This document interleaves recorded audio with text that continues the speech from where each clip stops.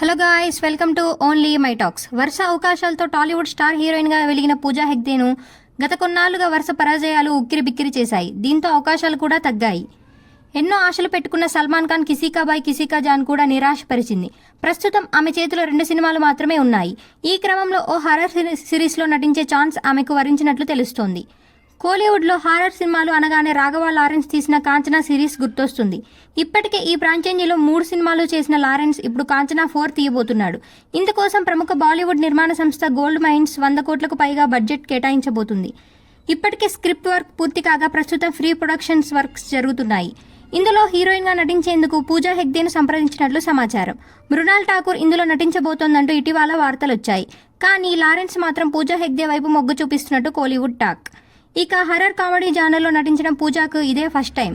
త్రిష, హన్సిక, తమన్నా, రాశి ఖన్నా లాంటి heroines horror సినిమాల్లో నటించే విజయాలు అందుకున్నారు. మరి పూజా హెగ్దే కూడా హర్రర్ జానర్లో హిట్ ఇస్తుందేమో చూడాలి. ఇలాంటి అప్డేట్స్ కోసం ప్లీజ్ సబ్స్క్రైబ్ OMT.